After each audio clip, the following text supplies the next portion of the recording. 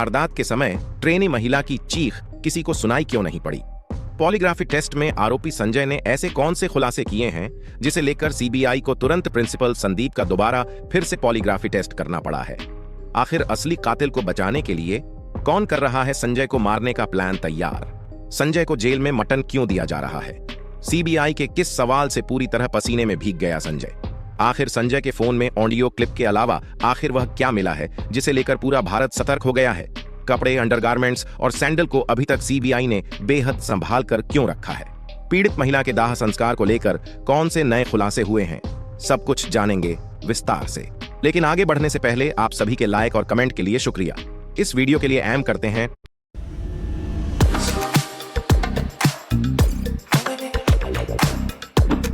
10,000 likes. Polygraphy test के समय CBI का एक बड़ा सवाल यह था कि तीसरी मंजिल पर अगर सेमिनार हॉल के ठीक बगल में स्लीपिंग रूम था और इंटर्न रूम था तो फिर महिला की चीख बाहर किसी को सुनाई क्यों नहीं पड़ी? क्योंकि उस वक्त ट्रेनी महिला डॉक्टर के 4 साथी स्लीपिंग रूम और ट्रेनी रूम में सो रहे थे। इसके लिए तर्क दिया जा रहा है कि सेमिनार हॉल साउंड प्रूफ था, इसलिए महिला की चीख बाहर नहीं आई। लेकिन सीबीआई इस जवाब से संतुष्ट नहीं है, क्योंकि सुबह 4 बजे सब कुछ शांत था और बगल के कमरे में ट्रेनी महिला के साथ सो रहे थे, तो उस वक्त इतनी भयावह चीख 3 फीट दूर कमरे में कैसे नहीं पहुंची? यह एक ऐसा सुराग है जो साबित करता है कि प्रिंसिपल कुछ बड़ा कांड छुपा रहा है और शायद इसी चीख को छुपाने के लिए सेमिनार हॉल के बगल में रिकंस्ट्रक्शन वर्क कराए गए थे। इस वक्त सीबीआई का सबसे बड़ा सवाल यही है कि अगर संजय ने ट्रेनी डॉक्टर को नहीं मारा तो फिर उसका असली कातिल सीसीटीवी में कैद क्यों नहीं हुआ?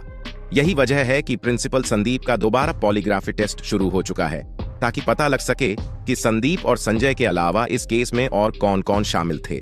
सीबीआई का यह भी सवाल है कि सोते वक्त चश्मा कौन लगाता है? आमतौर पर सोते वक्त हर कोई अपने चश्मे को बाहर निकाल कर रख देते हैं, लेकिन जैसा कि रिपोर्ट में पाया गया है, संजय ने ट्रेनी महिला के चेहरे पे ऐसा गुस्सा मरा कि चश्मे के शीशे टूटकर आंख में घुस गए। उससे भी बड़ा सवाल है कि चश्मा टूटा तो नीचे नहीं गिरकर आंख में कैसे चला गया? क्या किसी ने जानबूझकर पूरे सीन को इतना भयावह बनाया ताकि किसी का शंका दूसरे किसी एंगल में न जाए और सब कोई इसी भयावह केस को सुलझाने में लगा रहे? एक और चौंकाने वाली खबर यह है कि आरोपी संजय राय को खत्म करने के लिए बंगाल की जेल में प्रयास किया जा सकता है ताकि असली कांड बाहर न आ सके। जिस प्रकार संजय ने अपना अचानक बयान पलटा है, उसे देखकर बड़े बड़े लोग हैरान हैं और ममता दीदी की कुर्सी भी हिलने लगी है। कहीं अस्पताल में संजय की हत्या ना हो जाए, इसके लिए वहां सिक्योरिटी बढ़ा दी गई है और कई सारे सीसीटीवी कैमरे भी लगा दिए गए हैं। एक और खबर आ रही है कि संजय को जेल में मटन परोसा गया है। यह साबित करता है कि सरकार ने संजय पर खर्च बढ़ा दिए हैं ताकि वह कमजोरी से मरने के कगार पर ना पहुंच जाए। सीबीआई ने प्रेसिडेंसी जेल में बंद मुख्य आरोपी संजय रॉय का जेल के अंदर पॉलीग्राफी टेस्ट किया। इस टेस्ट के लिए जेल में एक विशेषज्ञों की टीम आई थी, जिसमें 5 लोग शामिल थे, जिनमें 2 महिला एक्सपर्ट भी थीं। टीम दोपहर करीब 2 बजे जेल पहुंची और लगभग 3 घंटे तक टेस्ट चला। इस दौरान सीबीआई ने संजय से करीब 150 सवाल पूछे। संजय के जवाब वही थे जो उसने पहले भी दिए थे और उसने इस अपराध में अपनी संलिप्तता से साफ इनकार किया। हालांकि कुछ खतरनाक सवालों के दौरान वह घबरा गया, उसके पसीने छूटे और उसकी दिल की धड़कन में असामान्य बदलाव देखा गया। यह ऐसे सवाल थे जो रेप और हत्या के अलावा और भी कई एंगल को जानना चाह रहे थे। इन सवालों का यह भी मकसद था कि संजय सच उगल सके और बता सके कि उस डेड बॉडी के साथ क्या क्या हुआ था और उसमें कितने लोग शामिल थे। लेकिन इन सवालों को सुनते ही जिस प्रकार संजय घबरा गया, उसे देखते हुए सीबीआई का सस्पेंस बढ़ गया है। इन्हीं कारणों से प्रिंसिपल संदीप का एक बार फिर से पॉलीग्राफी टेस्ट हो रहा है, क्योंकि पीड़ित महिला के माता पिता का कहना है कि किसी एक व्यक्ति ने मेरी बेटी को नहीं मारा, बल्कि उसे पहले से मारकर वहां रखा गया था और कॉलेज के प्रिंसिपल समेत पूरा कॉलेज कुछ बड़ा कांड छुपा रहे हैं। शुरुआत में पेरेंट्स को कॉल करके भी आत्महत्या बताया गया था और माता पिता से सेटलमेंट करने को कहा गया था। यह दर्शाता है कि प्रिंसिपल के कॉलेज में उस ट्रेनी महिला के साथ बहुत कुछ हो चुका है।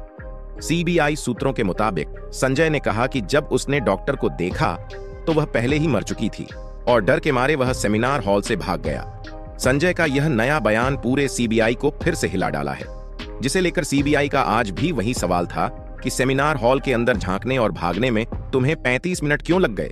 हालांकि संजय रॉय ने पॉलीग्राफ टेस्ट के दौरान कई सवालों के गलत जवाब दिए। जब सीबीआई ने उससे सबूतों के साथ पूछताछ की तो उसने कई बहाने भी बनाए। लेकिन अब मेरी बात जरा ध्यान से सुनिए, क्योंकि सीबीआई को जो सुराग हाथ लगे हैं वह बेहद हैरान करने वाले हैं। संजय रॉय के मोबाइल से कई आपत्तिजनक चीजें मिली हैं जो उसकी बीमार मानसिकता को दर्शाती हैं।